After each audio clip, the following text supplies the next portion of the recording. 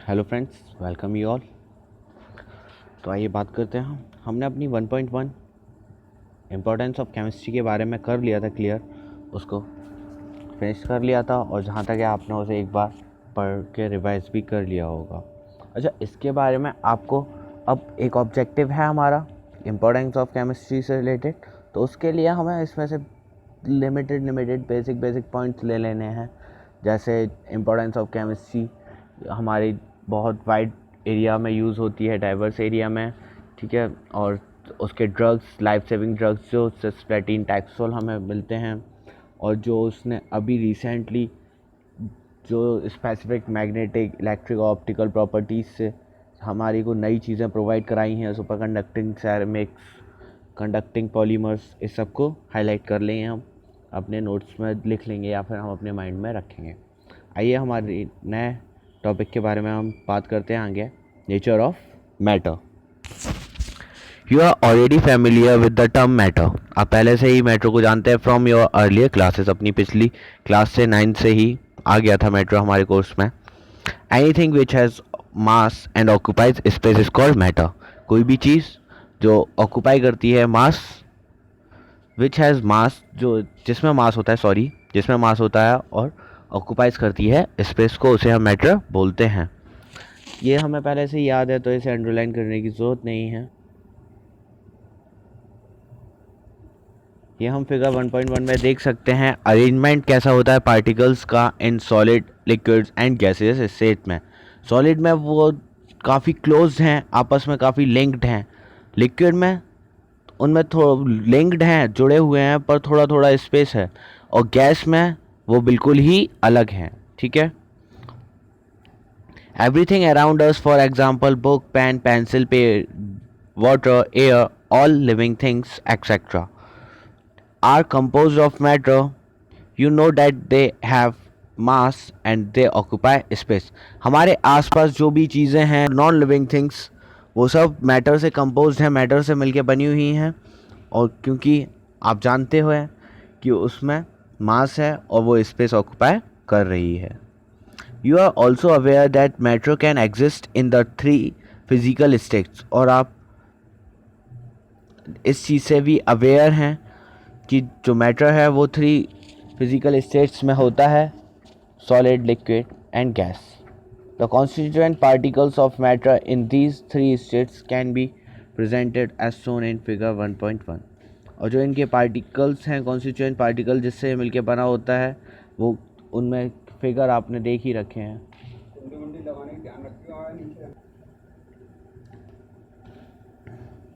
In solid, these particles are held very close to each other in an orderly fashion and there is not much freedom of movement। जैसा कि हमने figure में से देख के बताया था कि ये जो पार्टिकल्स हैं वो बहुत क्लोज होते हैं एक दूसरे के, एक फैशन में होते हैं, मतलब एक फिक्स शेप में, एक मॉडिफाइड शेप में होते हैं, ठीक है। और देयर इज़ नॉट मच, और उनमें ज़्यादा फ्रीडम नहीं होता कि वो इधर उधर मूवमेंट कर सकें पार्टिकल्स, वो इतने जुड़े होते हैं। In liquids the particles are close to each other. Liquids में एक पार्टिकल्स क्लोज होते हैं, but they can move around, पर वो मूव भी कर सकते हैं, इतना स्पेस उनमें होता है कि वो मूव कर सकें। However in gases these particles are far apart as compare to those present in liquid and in solid states.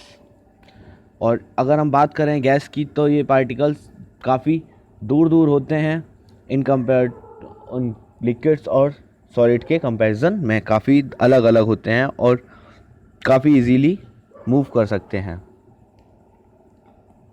And there movement is easy and fast, और जो उनका मूवमेंट होता है वो आरामदायक होता है और तेज़ होता है।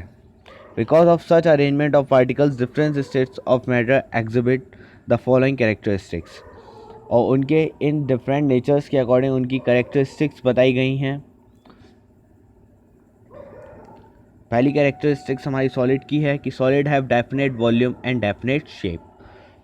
ये फिजिकल 3 फिजिकल स्टेट्स के एक तरह से मेन पॉइंट्स हैं, ठीक है, तो इन्हें मार्क करके रखिएगा। इनको टिक करके रखिएगा। Solid have definite volume and definite shape, liquid have definite volume but not the definite shape. Solid में डेफिनेट वॉल्यूम होता है और डेफिनेट शेप होती है। लिक्विड में डेफिनेट वॉल्यूम होता है बट जो शेप होती है वो डेफिनेट नहीं होती है। अगर हम हमारा वाटर है, अगर हम उसे ग्लास में लेंगे तो वो ग्लास की फॉर्म का होगा, अगर हम उसे बोतल में लेंगे तो बोतल की फॉर्म का, और अलग अलग यूटेंसिल्स के अकॉर्डिंग उसकी शेप भी अलग अलग होती जाएगी। They take the shape of container in which they are placed. वो उस कंटेनर, उस चीज़ की शेप ले लेता है जिसमें उसे रखा जाए, लिक्विड। आइए हम अगली बात करते हैं गैस की। Gases have neither definite volume और नॉर डेफिनेट शेप। जो गैस में ना तो उसकी शेप फिक्स होती है और ना ही उसका वॉल्यूम फिक्स होता है। उसे हम कंप्रेस्ड कर सकते हैं या फिर वो काफ़ी हाई वॉल्यूम की हो सकती है। They completely occupy the container. वो पूरी तरह से उस कंटेनर को ऑक्यूपाई कर लेती है जिसमें उसे रखा जाए, gas.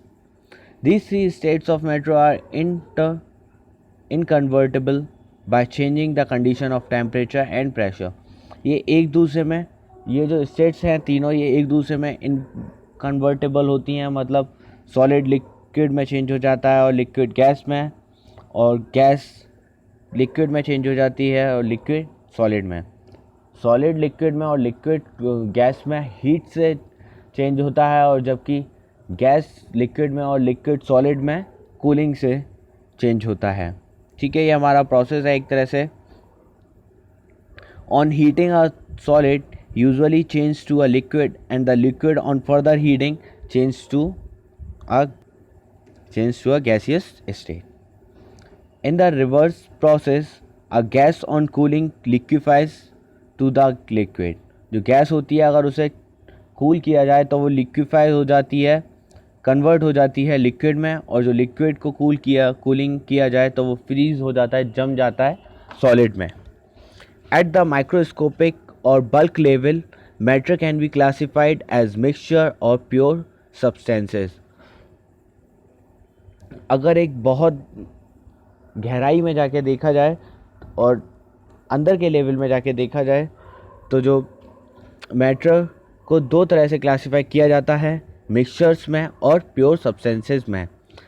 These can be further सब डिवाइडेड, और ये और सब डिवाइडेड होते जाते हैं इस तरह से, जैसे कि हमारा फिगर 1.1 में दे रखा है। मैटर पहले दो फॉर्म में डिवाइड होता है, मिक्सचर्स और प्योर सब्सटेंस में। मिक्सचर्स हमारे दो पार्ट में डिवाइड होते हैं, दो सब कॉन्स्टिट्यूएंट्स में डिवाइड होते हैं, होमोजीनियस मिक्सचर और heterogeneous mixture.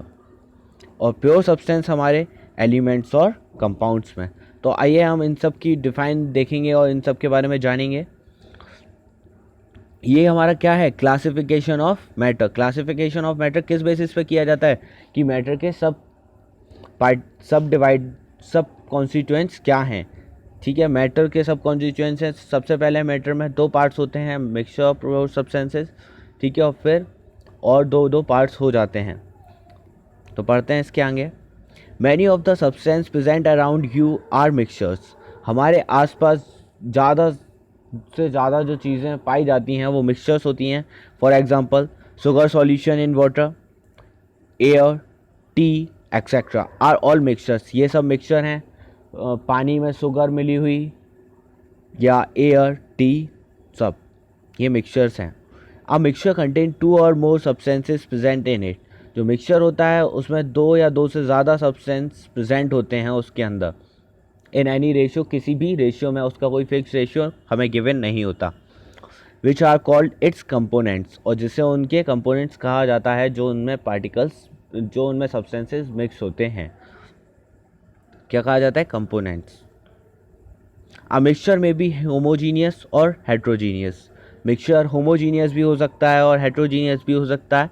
In a homogeneous mixture, the components completely mix with each other and its composition is uniform throughout.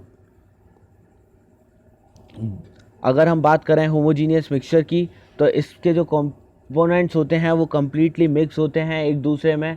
जैसे जो हमारा शुगर सॉल्यूशन का जो एग्जांपल था वो हमारा होमोजीनियस मिक्सचर में आएगा। अगर हम ग्लास में चीनी को मिलाएं तो वो पूरे में बराबर चीनी मिक्स होगी, बस उसे ढंग से मिक्स हो जानी चाहिए। तो जितनी शुगर उसमें ऊपर के लेवल में होगी, ऊपर के वाटर लेवल में होगी, उतनी ही स्वीटनेस उस शुगर की नीचे के वाटर लेवल में होगी। शुगर नहीं, उतनी स्वीटनेस शुगर की ऊपर के वाटर लेवल में होगी, उतनी ही नीचे के वाटर लेवल में होगी। तो वो जो थ्रू आउट कंपोजिशन होती है उसके पूरे सॉल्यूशन में सेम होती है। और इसके एग्जांपल्स हमें दे रखे हैं, sugar solution and air are this the example of homogeneous mixture. तो इससे हम अंडरलाइन कर लेंगे होमोजीनियस मिक्सचर की डिफाइन को यहाँ से। ओके, हम आगे बढ़ते हैं। इन कॉन्ट्रास्ट टू दिस, इन होमो, इसके अपोजिट में इन heterogeneous mixture, the composition is not uniform throughout and sometimes the different components can be observed. इसमें जो कंपोजिशन होती है, हमारी जो कंपोनेंट्स होते हैं, जो कंपोजिशन होती है वो पूरे में एक सी नहीं होती, ठीक है। और जो उसमें बहुत सी बार कुछ अलग पार्टिकल्स भी मिल जाते हैं। अगर हम बात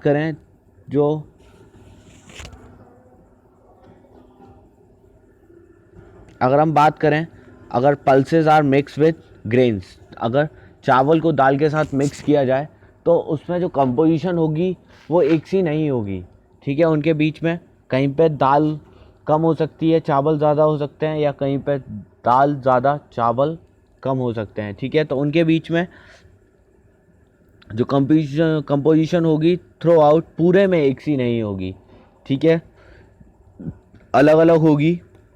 और बहुत सी बार उनमें अलग कंपोनेंट्स भी मिल जाते हैं, जैसे कुछ डर्ट पार्टिकल्स या फिर कुछ अदर टाइप्स ऑफ दाल, है ना। तो इसके एग्जांपल्स हैं the mixture of salt and sugar, अगर सॉल्ट और शुगर का मिक्सचर देखा जाए, या फिर ग्रेन्स और पल्सेस का मिक्सचर देखा जाए विद सम डर्ट, कुछ डर्ट के साथ, ऑफ्टन बहुत सी बार stones pieces are heterogeneous mixture, ये हेट्रोजीनियस मिक्सचर होते हैं। You can think of many more examples of mixtures, आप और भी कई तरह के मिक्सचर्स के बारे में देखो। अभी मैंने बोला कि इसे अंडरलाइन कर लेना, नहीं बस इसे दिमाग में रखिएगा, अंडरलाइन करने की इसे ऐसी कोई ज़रूरत नहीं है, क्योंकि ये हमारे लिए ज़्यादा इंपॉर्टेंट टॉपिक नहीं है। बस हमें इसके बारे में हेट्रोजीनियस क्या होता है, होमोजीनियस क्या होता है, बस उसके बारे में थोड़ा बहुत अंदाज़ा होना चाहिए, हमारे को पता होना चाहिए। ओके, तो आइए हम आगे बढ़ते हैं, इसे जल्दी जल्दी फिनिश कर लेते हैं। ये बस हमारी नॉलेज के लिए है, इससे हमारे को पेपर में बहुत कम ही पूछा जाता है। You can think of many more examples of mixture which you came across in the daily life, और आप बहुत से एग्जाम्पल सोच सकते हैं मिक्सचर के, जो आपकी डेली लाइफ में, आपको रोज़ वगैरह की लाइफ में देखने को मिलते हैं। It is worthwhile to mention here that the components of a mixture can be separated by using physical methods, और ये बताना यहाँ पर ज़रूरी है, एक तरह से मेंशन करना ज़रूरी है कि जो मिक्सचर के कंपोनेंट्स होते हैं उन्हें सेपरेट किया जा सकता है बाय यूजिंग फिजिकल मेथड्स। हमारे कितने तरह के मेथड्स होते हैं, दो तरह के मेथड्स होते हैं, फिजिकल मेथड्स और केमिकल मेथड्स।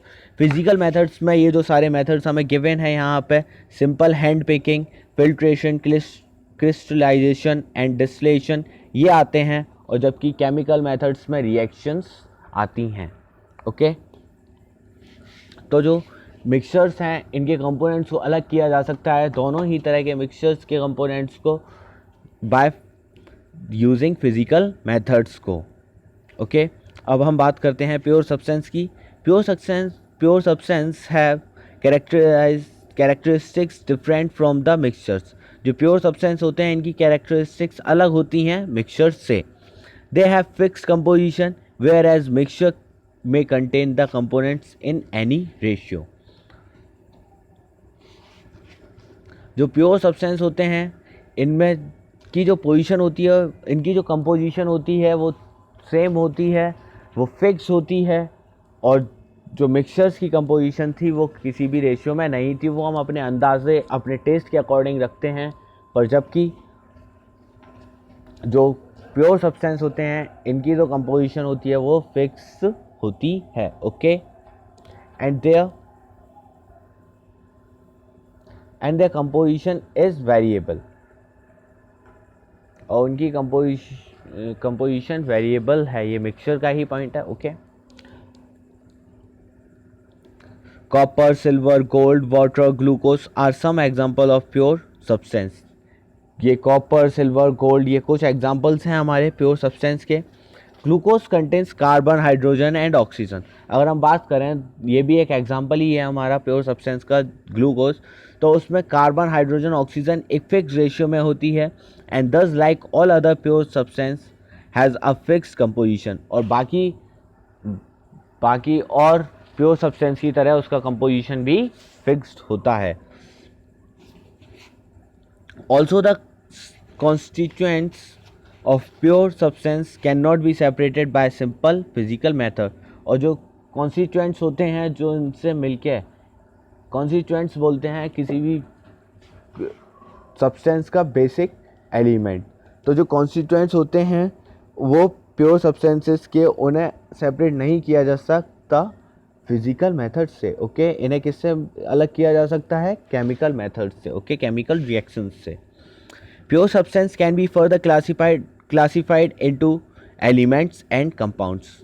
Pure substance को और क्लासिफाइड किया जाता है एलिमेंट्स और कंपाउंड्स में। अब एलिमेंट्स क्या होते हैं? And elements consist of only one type of particles. Element हमारे एक ही तरह के पार्टिकल्स से मिलके बने होते हैं। दीज पार्टिकल्स में बी एटम और मॉलिक्यूल, और ये पार्टिकल एटम भी हो सकते हैं और मॉलिक्यूल्स भी हो सकते हैं। You may be familiar with the atom and molecules.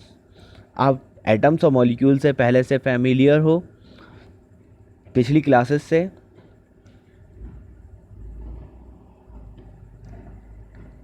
However, you will be studying about them in details in unit 2, और आप इनके बारे में यूनिट 2 में पढ़ोगे, एटम्स और मॉलिक्यूल्स के बारे में। Sodium, copper, silver, hydrogen, oxygen etcetera are some examples of elements. और ये हमारे कुछ एग्जांपल्स के एलिमेंट हैं। ये हमारे कुछ एलिमेंट्स के एग्जांपल हैं। Okay, sorry. They all contain atoms of one time. ये एटम्स और कंपाउंड का डिफ्रेंशिएट एकदम क्लियर कर लेना, ये हमारे मतलब ये हमारी बेसिक है। ये हमसे बहुत सी टाइम पूछ लिया जाता है, और ये मेरे साथ हो चुका है। मतलब एक बार ऐसे ही गए हुए थे तो भैया बोलते हैं कौन सी क्लास में हो, मैंने बोला 11th में, तो बोलते हैं एटम और एलिमेंट और कंपाउंड्स में क्या डिफरेंट होता है, और मैं बता नहीं पाया था। तो इसे बहुत छोटी सी चीज़ है। एलिमेंट हमारे सेम एटम होते हैं, जैसे ऑक्सीजन है। ऑक्सीजन तो अगर O की बात करें तो एक O हमारा एक एटम हुआ, पर O2 हमारा एक एलिमेंट हुआ, और जिसमें एक से O के एक से एटम है। ठीक है, तो एलिमेंट में हमें बताया था कि जो एटम होंगे या फिर मॉलिक्यूल्स होंगे वो एक से पार्टिकल्स के ही होंगे, एक से एलिमेंट के ही होंगे। ओके, उसमें एक टाइप ऑफ पार्टिकल होता है। अब जैसे सोडियम है, सोडियम अकेली फॉर्म में होता है Na की में, पर वो एक एलिमेंट में काउंट होता है, वो एक एलिमेंट होता है, वो एक एटम नहीं होता है। Okay, copper, silver. अब हमारा हाइड्रोजन है, तो हाइड्रोजन भी हमारा एलिमेंट फॉर्म में H2 होता है। Okay,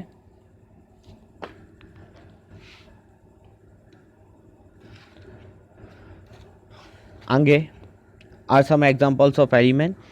they all contains atom of one type. और ये सारे की सारे एक तरह के एटम को कंटेन करते हैं, इनमें एक तरह के ही एटम्स पाए जाते हैं। सोडियम में, कॉपर में, इनमें अलग।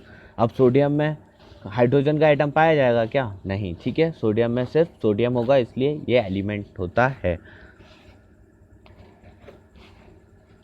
However, the atom of different elements are different in nature। और जो एटम्स डिफरेंट एलिमेंट्स के जो एटम होते हैं उनका नेचर भी डिफरेंट होता है। डिफरेंट एलिमेंट्स के जो एटम होते हैं उनका नेचर भी डिफरेंट होता है। Okay, some elements such as sodium और कॉपर कंटेन सिंगल एटम, और कुछ इनमें से होते हैं जो सिंगल एटम को कंटेन करते हैं, held together as their constituents. उनमें जो सिंगल एटम होता है वो उनके कॉन्स्टिट्यूएंट्स पार्टिकल के तौर पर होता है, constituents. Whereas in some other two और more atoms combine to give molecule, और जो कुछ होते हैं उसमें एक, दो या दो से ज़्यादा कंबाइन करके एक मॉलिक्यूल को फॉर्म करते हैं ऑफ द एलिमेंट, ठीक है, उस एलिमेंट के, जैसे हमारा हाइड्रोजन, नाइट्रोजन और oxygen. Gases consist of molecule, वो इनमें मॉलिक्यूल से कंसिस्ट होती हैं, in which two atoms combine to give their respective molecules, और जो इसमें दो एटम या उससे ज़्यादा कंबाइन करके उसके मॉलिक्यूल को बनाते हैं। This is illustrated in figure 1.3, और ये चीज़ हमें फिगर 1.3 में डिफाइंड है अच्छे से।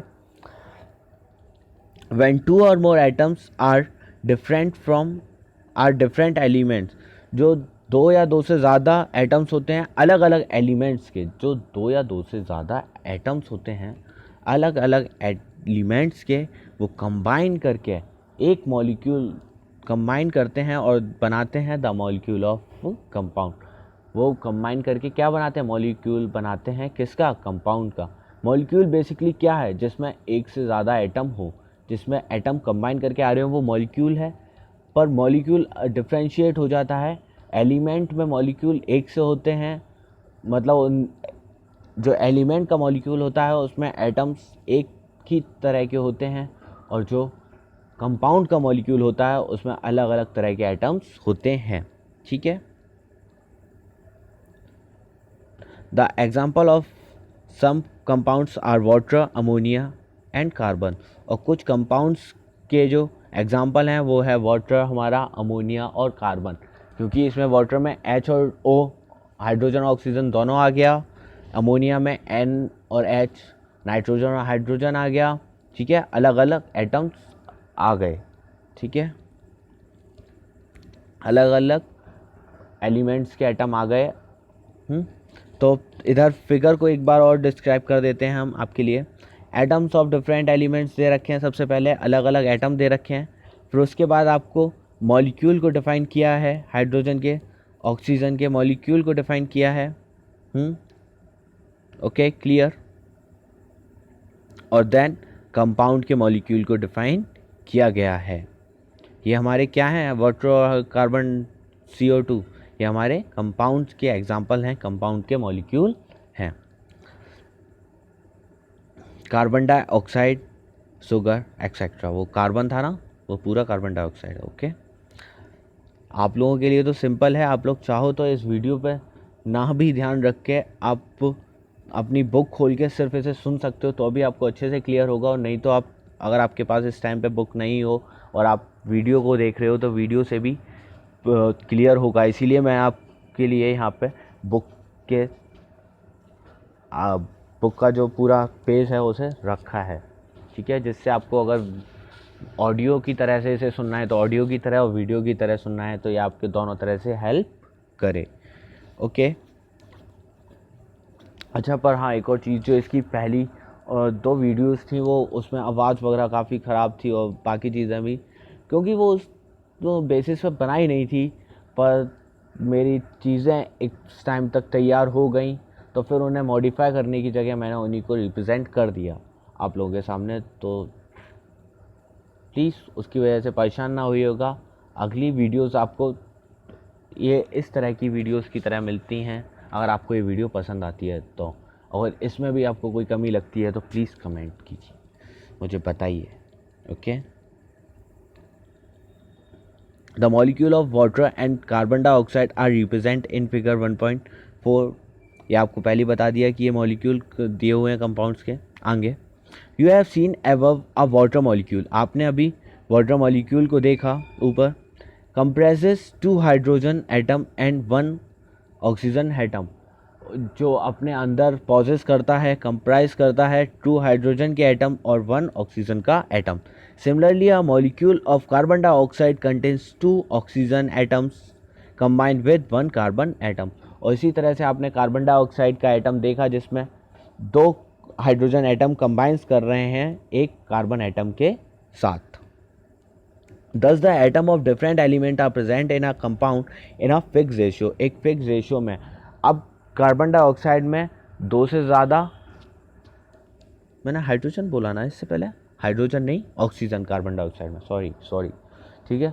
तो अब कार्बन डाइऑक्साइड में क्या 3 ऑक्सीजन हो सकती हैं? अगर 3 ऑक्सीजन हो जाएंगी और एक कार्बन के साथ तो वो अनस्टेबल हो जाएगा पहली चीज़ तो, पर फिर भी हम उसे स्टेबल हो या अनस्टेबल पर हम उसका नाम हम कार्बन डाइऑक्साइड नहीं बोल पाएंगे, ठीक है। तो कार्बन डाइऑक्साइड में फिक्स कंपोजिशन है कि 2 ऑक्सीजन और 1 कार्बन, इससे अलग कुछ भी होगा तो वो कार्बन डाइऑक्साइड नहीं हो सकता। In a fix ratio and definite ratio, and this ratio is characteristics of particular compound. और ये जो रेशियो होता है ये कैरेक्टरिस्टिक्स होती हैं एक तरह से उसकी, और इसकी कैरेक्टरिस्टिक्स को डिफाइन करती हैं कंपाउंड की, अलग अलग कंपाउंड्स की। Also the property of a compound are different from those of its constituents particle. पर जो प्रॉपर्टी होती है कंपाउंड की वो उसके कॉन्स्टिट्यूएंट्स पार्टिकल से काफ़ी अलग होती है। और ये एक अच्छा एग्जाम्पल है, आपको सुनने में अच्छा सा लगेगा, ठीक है। इसमें हमें बताया है for example hydrogen and oxygen are gases whereas the compound formed by their combination water is liquid, वो लिक्विड होता है। जब देखो जो हाइड्रोजन और ऑक्सीजन होती हैं ये गैसेस होती हैं, पर जब इनके कॉम्बिनेशन से जो कंपाउंड बनता है वो लिक्विड होता है, वो गैस नहीं होता। और भी, और it is interesting to note, और ये ख़ास बात है नोट करने की या फिर अच्छी बात है, ध्यान देने वाली बात है। Hydrogen burns with a pop sound and oxygen is a supporter of combustion but water is used as fire extinguisher. जो हाइड्रोजन होती है वो बर्न्स करती है एक पॉप साउंड के साथ, ये हमने क्लास 10th में पढ़ा है कि हाइड्रोजन जब बर्न होती है तो वो एक पॉप साउंड प्रोड्यूस करती है। और जो ऑक्सीजन होती है वो हमारे फायर का सपोर्टर है, कंबशन का सपोर्टर है। कहीं पे भी अगर ऑक्सीजन ना हो तो आग नहीं लग सकती। पर जबकि जो वाटर होता है उस हाइड्रोजन और ऑक्सीजन से फॉर्म जो वाटर एक कंपाउंड, जो उसका कंपाउंड होता है वो आग बुझाने के काम आता है ना, अच्छी बात। तो और ये डिस्क्राइब करती है कि जो कंपाउंड्स की प्रॉपर्टी होती हैं वो उसके कॉन्स्टिट्यूएंट पार्टिकल से अलग होती हैं। More over the constituents particle of a compound can not be separated into simpler substances by physical methods. और ये हमने पहले ही पढ़ लिया था कि जो कॉन्स्टिट्यूएंट पार्टिकल्स होते हैं किसी भी कंपाउंड के, उन्हें हम फिजिकल मेथड से अलग नहीं कर सकते हैं। They can be separated by chemical method. उनको अलग करने के लिए, उसके बेसिक कॉन्स्टिट्यूएंट्स को अलग करने के लिए कंपाउंड के हमें केमिकल मेथड्स की ज़रूरत पड़ेगी। ओके, अभी हमारी एक टॉपिक ख़त्म होता है तो एक एक टॉपिक करके चलते हैं हम। देखो एक साथ पूरा पढ़ लेने से हम वैज्ञानिक तो बन नहीं जाएंगे, हमें धीरे धीरे कोर्स के अकॉर्डिंग चलना है और आपको पूरा कोर्स मिलेगा। ओके, एक एक चीज़ हाईलाइट कराई जाएगी। तो इसमें से भी आपको heterogeneous, homogeneous mixtures, element, compounds को अपने दिमाग में रख लेना है अच्छे से। Okay, thank you, have a nice day.